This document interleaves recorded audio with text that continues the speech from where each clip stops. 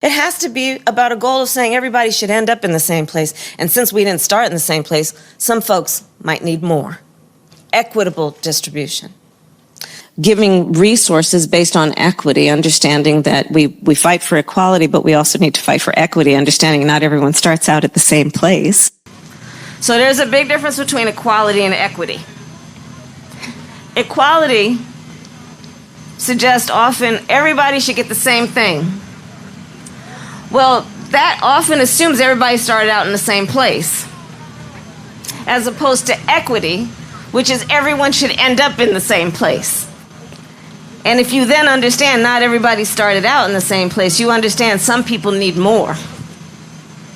So we all end up in the same place, right? We see that people in our country are having an experience that is not equal.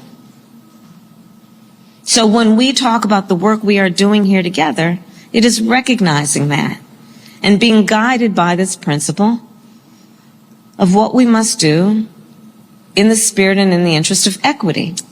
I have the economy on my side. We had the greatest economy in history. They have a lousy economy that's so inflation-ridden. We have the worst. I think we have the worst inflation in the history of our country, and it's destroying people, where people have to pay twice and three times more than they were paying for something 1 year ago, 2 years ago. Look at what's happening to energy. Look at what's happening to food, all these things. Y'all sitting? Everybody sitting? Good. Be comfortable. This is Kamala Harris. This is what should absolutely turn this election if more and more people hear this crap. Ready? Here we go. It has to be about a goal of saying everybody should end up in the same place. And since we didn't start in the same place, some folks might need more. Equitable distribution. Giving resources based on equity, understanding that we fight for equality, but we also need to fight for equity, understanding not everyone starts out at the same place. So there's a big difference between equality and equity. Equality suggests often everybody should get the same thing. Well, that often assumes everybody started out in the same place, as opposed to equity, which is everyone should end up in the same place. You hearing this? You hear, even though she's muzzled with her mask, you understand what she's saying? You know, when I think of equity, I think of how much I've paid into a house and how much its value is, and that's my equity because I've actually paid in. The equity in a car, you bought it for X, you paid off the loan, you have equity in it. And so what she's saying is that, no, you got it wrong. It's not about equality. It's about equity. Everybody should have the same. Because not everybody started from the same point. You may have been born into a rich family. I may have been born into a poor family. I may have been born into an average family. So your starting point in this thing we call the human race is going to be predicated upon your life experience. That's no good, Kamala says. Kamala says we all need to end up in the same place. You mean earn it? No. I'm not talking about earning anything. I'm saying that if Johnny was born to a family of millionaires and he got to go to Yale, and Shaniqua, you know, her family was on food stamps, well, 18 years from now, they need to be at the same point. Well, how's that? Well, she has an opportunity to make money. She could become a lawyer. No. We're going to take it from Johnny's family, and we're going to give it to Shaniqua's family, and I hate to use that name like that, because that's what she thinks. How many of you have seen this video? She's talking specifically about redistribution of wealth. And if you then understand not everybody started out in the same place, you understand some people need more. I need more of your money to get to where you are right now.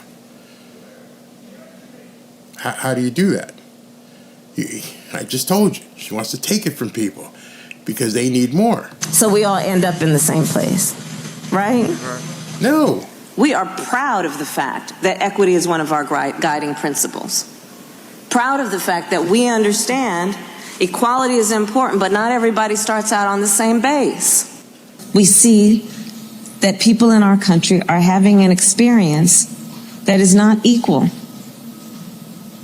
So when we talk about the work we are doing here together, it is recognizing that and being guided by this principle of what we must do in the spirit and in the interest of equity.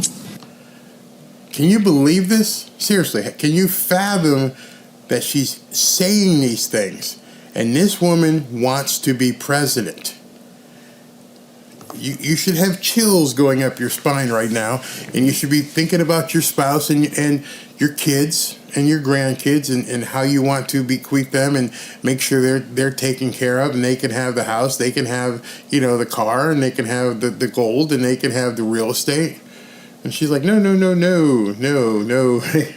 you're missing it. We all need to have that. We all need to split up what you have so that they all can have it.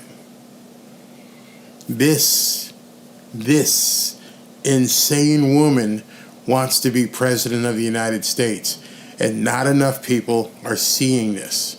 Not enough people are really understanding what this woman is all about. And again, she hasn't refuted any of it. She's proud of it. Absolutely proud of it. To put equity firmly at the center of our economic policy. But the center of the economic policy she wants to put forth is to make sure we all are equitable. Not equal, equitable. I want some of yours. You got to give me some of yours. You got too much. Your plate's too full. I got to have some of that. no, if you look at the reality of who will benefit from certain policies, when you take into account that they're not starting at the same place and they're not starting on equal footing, it will directly benefit Black children, Black families, Black homeowners. Well, at one point rated the most liberal member of the U.S. Senate, Vice President Harris now making a run, of course, for the White House. What would a Harris presidency mean for the economy? So, Charlie, how difficult will this be for Donald Trump to show his vision for this economy versus Kamala Harris, considering she's been in office for a while, and one of the number one struggles of the American people right now is high prices? It shouldn't be hard at all to show the contrast. It should be relatively easy. You got this under Trump, you got this with Kamala. But if you notice what she's been doing, she's out there talking to people, giving her platform speeches. Everybody's clapping. Oh, it's Kamala. Everything's fantastic. Because she's not having to answer the tough questions. And it seems like they don't want to put her in a position to answer the tough questions. What exactly are you going to do for the American people and their pocketbook, which is always going to be the number one thing with people who vote? But she's not even talking about that. Yeah, I mean, inflation is not good. She's going to own that.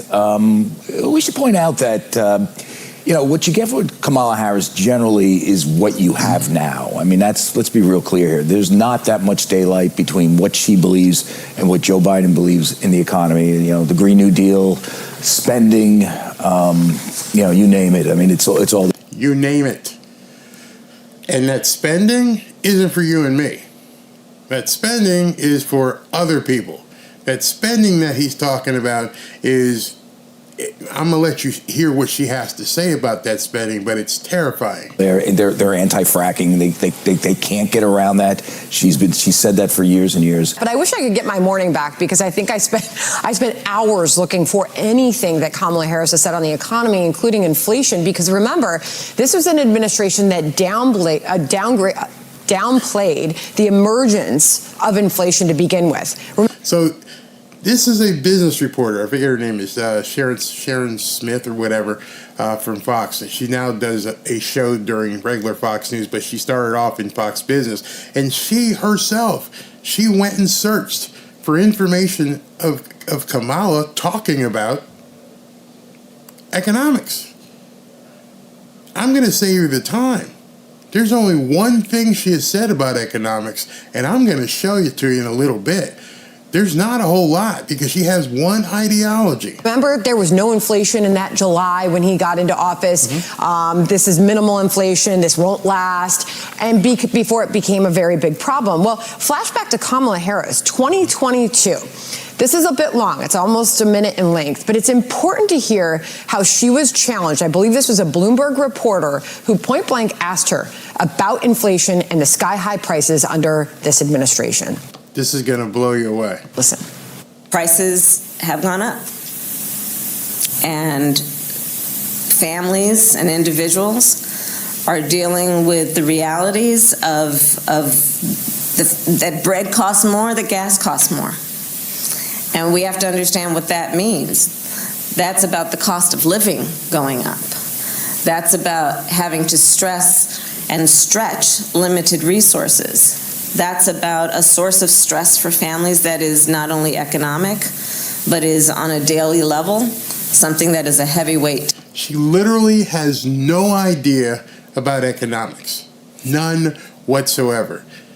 When she's doing her speeches and she's able to talk on a teleprompter, that's pretty easy. I can look at the teleprompter, somebody's put words up there, and I can just go ahead and she can talk. But when somebody asks her a question, which is probably going to be problematic for her, eventually she's going to have to start doing press conferences and talking about issues that Americans care about, and she can't answer. To carry. So it is something that we take very seriously. Very seriously. And we know from the history of this issue in the United States that when you see these prices go up, it has a direct impact on the quality of life. Notice when she's asked these kind of questions, you don't get the because she's a deer in the headlights. She has no way to answer this information, no way to answer these questions, and it terrifies her. There's just a blank look on her face. All people in our country. So it's a big issue, and we take it seriously. And it is a priority, therefore. So we have addressed it in a number of ways. So it's been a priority for her. So I want you to look at the date that you're looking at when she said this. It's been such a priority to fix inflation, to help on gas, to help on groceries, that it has taken her over 3 years, along with Dementia Joe, to figure out a plan. She was asked this question in November 12, 2021, 3 years ago. And they have had no plan whatsoever to stop the high prices that Americans have been facing, because they didn't care about the high prices that Americans were facing. That wasn't their priority. It's obvious. If you had 3 years to fix this and you couldn't fix it, there is no possible way you could be running for president right now. You have to understand at this point, she has thrown her hat in the ring and said, I'm gonna go for president. And in 2021, somebody asked her, well, how are you gonna fix this? Well, we understand that it's tough on Americans. It's hard. Yeah, it's hard, but it's a stress point. I'm like, well, what are you gonna do? And now she's out there talking to the teachers union, talking about how they gave away student loan money and how they're going to make sure that every woman has the ability to get rid of the baby, and we got to make sure all the newcomers are taken care of. What about the old comers? What about us? Doesn't that scare you as a voter to understand they have seen, they have known, they have basically crafted ideology to make sure that your pocketbook has been hurt, but they've done nothing about it. They've drained the petroleum reserves. They do everything just to try and buy votes because they don't really care how Americans feel. When you're looking at a Marxist/socialist/communistic perspective, what they think is your life is too good. These people down here who don't have anything, you need to make sure that you hurt so they can get better. She actually feels that. She feels as though you are living too well. There are too many people who don't live as well as you. So the idea with what they want to do is, and they say it all the time, from the top down, from the bottom up, and all this stuff, they want to push you down and push the other people up so everybody basically is the same, which is the definition of communism. don't strike me down for that. I'm not talking about God. I'm talking about the YouTube people. I'm just talking about what her actual words say. So listen some more. I found it very necessary to play that out in its entirety because that was November 2021. We know what happened after that. It got worse. Inflation went up. Prices went higher. So she was confronted about things being bad. Hey, listen, things aren't going well. What are you going to do about it? Well, we're going to see. And it got worse from there. So they didn't care. Obviously, if you see a wound, you want to put a Band-Aid on it. You want to do some triage. You want to make people feel better. They saw the wound and just basically left it gaping. And she said twice that this is something they took very seriously. So how can she run for president and tout that she's the person to bring those prices down when they've had ample time to do so and whatever they have been doing isn't working? This is exactly the problem.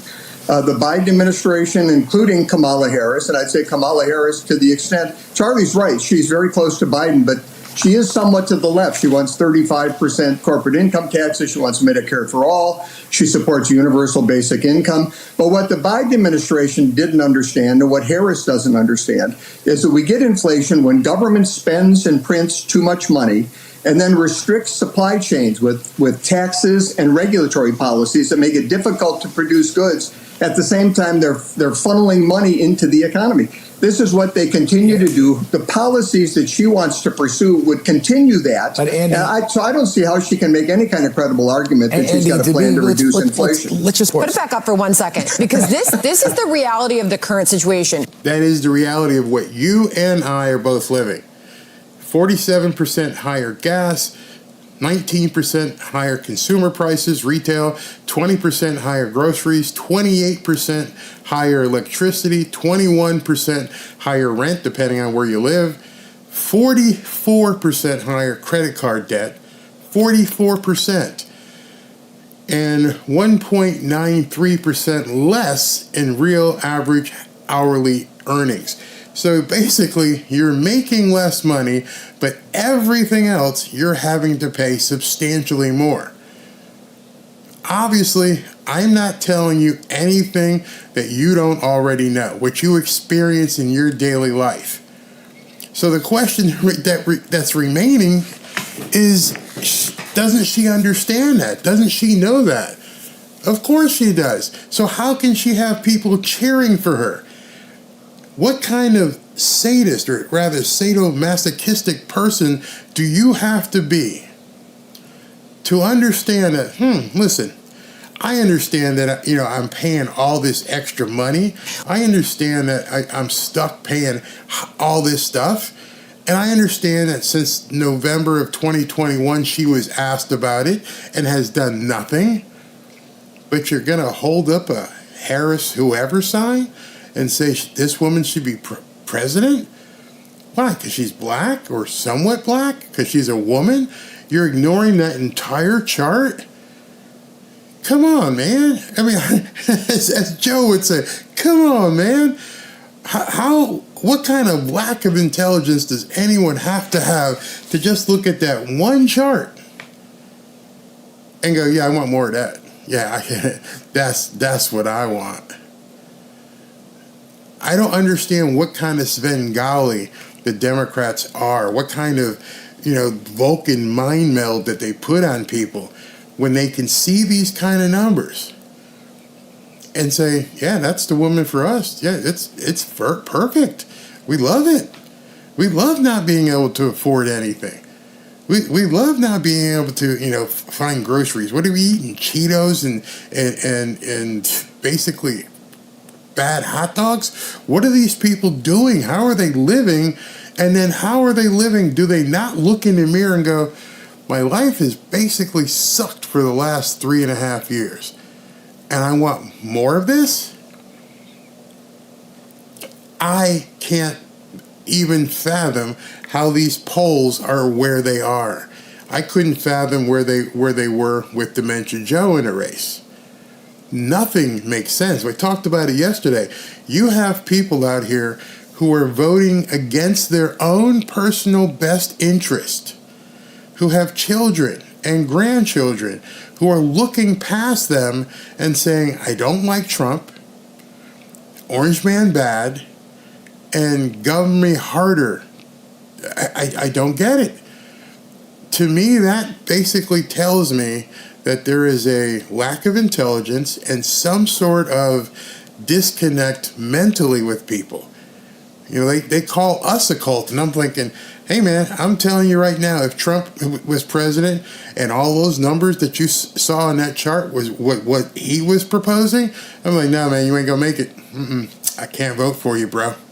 It ain't gonna happen. So tell me why these people have it. So I'm gonna take your comments in a second. Let's finish off this one cut. When you hear anybody say inflation is down, prices are not. While inflation, the growth of the rate of growth of prices going up has slowed.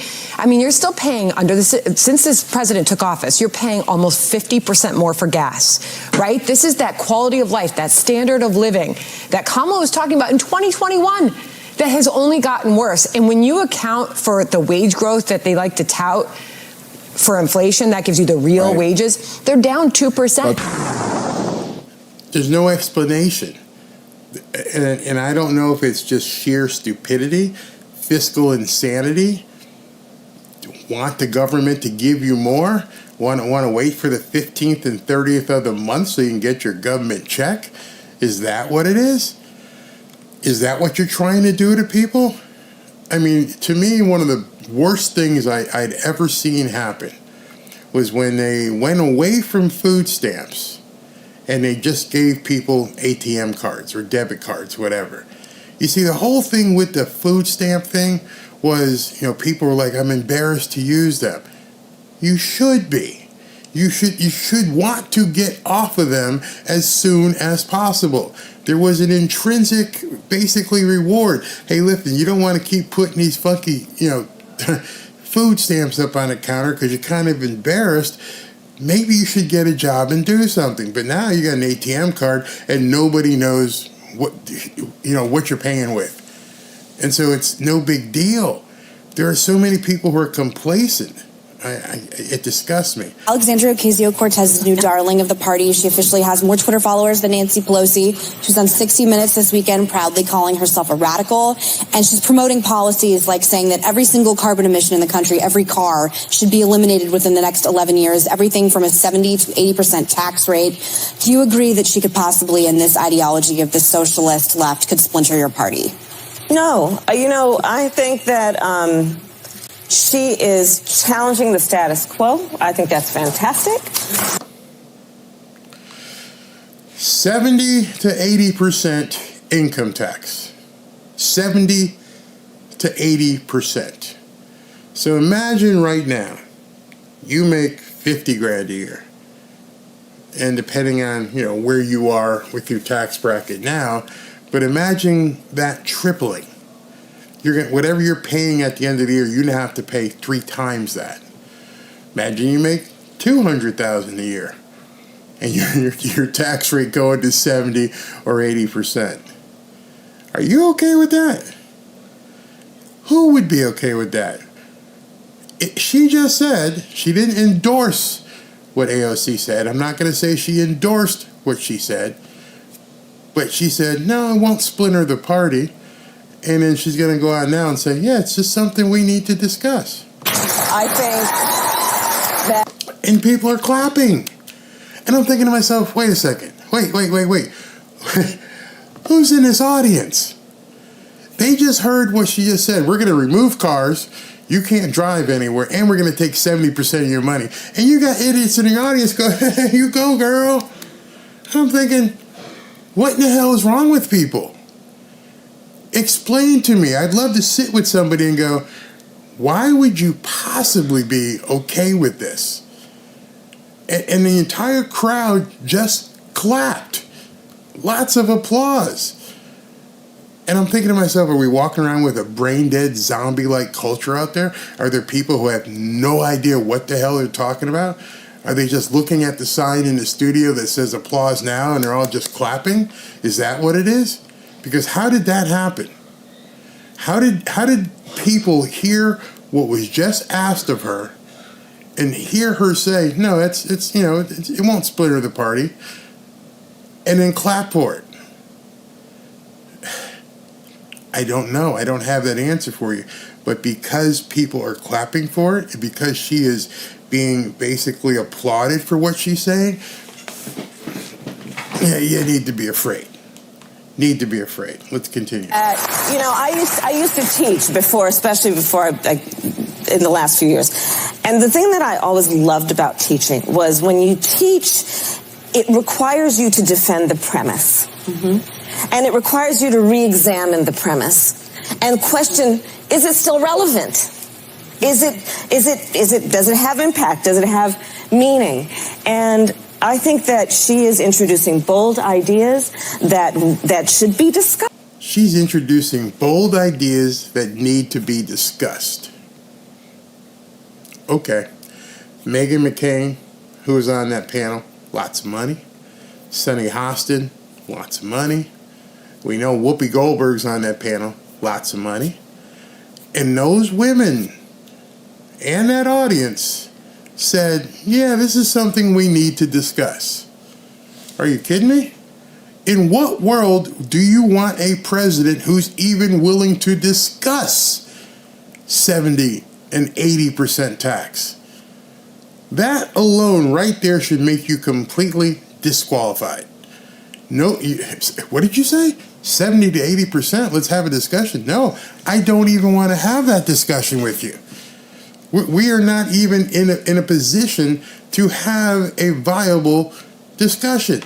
There's no discourse to be had. I'm at 28, 30, 40, whatever you are, and you got someone who's running for president and goes, well, let's discuss what it would be like at 70 or 80, just to see if it's viable. There's no discussion. I don't want to talk to you. I don't want to vote for you. I don't want to entertain you as a candidate.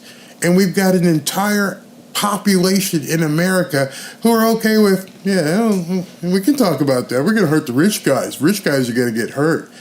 You think that? You think it's just the rich people? You think that rich people are going to allow that to happen? That's where these people are complete morons. The reason they're rich is because they've learned how to keep their money. They've learned how to protect their assets. When Uncle Sam comes a knocking with the 88,000 IRS agents, there are certain people in this country who are like, I ain't got it. Well, where is it? I'm not going to tell you. Why do you think there's places like Switzerland and the Cayman Islands? You think that they're just going to willy-nilly go, here's 70% of my income. Here's 70% of my assets. You really think people are going to line up and do that? No, they're going to get on a private jet. See ya. Bye. Don't want to be here. But yet you've got idiots clapping for that. Unbelievable. So moments ago, Donald Trump, the former president, sounding off on Fox and Friends Live on Biden and Harris' far-left economic agenda. Watch. I have the economy on my side. We had the greatest economy in history. They have a lousy economy that's so inflation-ridden. We have the worst. I think we have the worst inflation in the history of our country, and it's destroying people. Where people have to pay twice and three times more than they were paying for something 1 year ago, 2 years ago. Look at what's happening to energy. Look at what's happening to food. All these things. And it turns out Vice President Kamala Harris has a long history of pushing far-left economic policies. Watch. I am prepared to get rid of the filibuster to pass a Green New Deal. There's no question I'm in favor of banning fracking. So, Whoa. No question that I'm in favor of banning fracking. And you want to win Pennsylvania? How can Pennsylvania even be close? Think about that. These people in some of these areas of Pennsylvania have made their living on coal and fracking. And she's like, no doubt, I got to do away with that. And Pennsylvania is close? Is that what you're trying to tell me? Would you ban offshore drilling? yes. I'm going to ban drilling. You're not going to drill. You're not going to see any more gas. She said that in the same two sentences. Well, I'm going to ban fracking and we're going to ban offshore drilling. Really? Yeah, sign me up for that, people say, huh? And I've, again, worked on that. we need to have Medicare for all? Who of us has not had that situation where you got to wait for approval and the doctor says, well, I don't know if your insurance company is going to cover this? Let's eliminate all of that. Let's move on. Let's eliminate all that. Let's just move on and give everybody Medicare for all. Yeah, that'd be fantastic. Simply wrong that we have a situation where the pharmaceutical companies have been dictating prices. Affordable health care should not be a privilege, it should be a right. Bring in the money man, Charles Payne, host of Making Money on Fox Business and American Dynasty on Fox Nation, here to help us break it all down. Yeah, and I just want to make sure I say this. I believe that the infirmed, people who are sick, people who need help, should be able to get the help that they need. I firmly believe in a safety net for those who can't afford, who are disabled, who are hurt, who can't work for whatever reason. Those people in our society should be taken care of. I believe our vets should be taken care of. So I'm not sitting here going, screw you people, you can't afford it, too friggin' bad. No, that's not what I'm saying at all. What I'm saying is she wants to give everything free, but make those who are able to pay for those who don't. I mean, it's just insane. I can't. That's why you would need a 70 or 80% tax rate, because there would be so many people. In fact, I saw some comments on this video where people are like, well, I just wouldn't go to work. Exactly. That's exactly the mentality they're trying to instill. You shouldn't have to feel the need to get ahead. Everybody should be the same. It's vile. So, Charles, they want to make this about something else, but she has an economic agenda that is far left, starting with universal health care. Talk about it. The bottom line is we should not even call this an economic agenda. It is a social justice agenda. Mm-hmm. This also, you just heard a woman who does not believe in capitalism. It's so crazy because on one hand, you hear President Biden brag about how great America is, how we've done so much better than all the other nations in the world out of the pandemic. It's because of capitalism. It's because of all the things she wants to destroy. Think of the nations out there that have something similar to universal health care. The notion that you don't have to wait for procedures. I see nuts. Go to the UK. First of all, if you want a really important surgery and you've got the money, you leave the UK and you come to America and get it. I mean, all you're going to do is make it worse for people. Here's the one I really want to talk about, though, Lawrence. Universal basic income. Okay, universal basic income. I don't know if he gives you a full definition, but they want, and she wants to pay people a basic income, meaning you don't got to work. Don't worry about working. I'm going to give you a certain amount of money, per week, per month, and you don't even have to work. I'm going to give you your insurance for free. I'm going to give you your bus pass for free. I'm going to give you cable TV for free.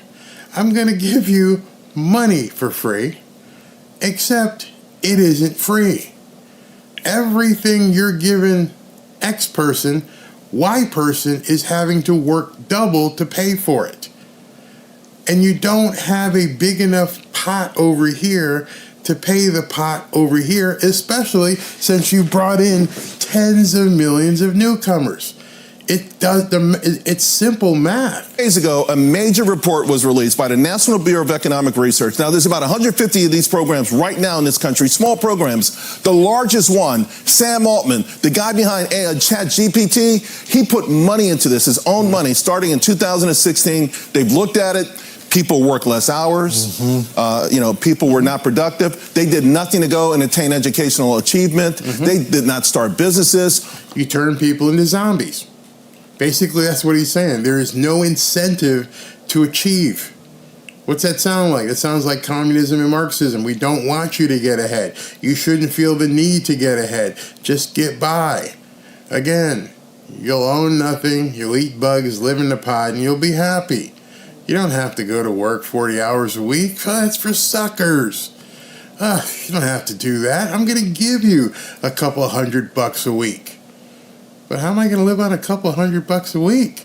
Because you're not going to own anything. You're not going to want to own anything.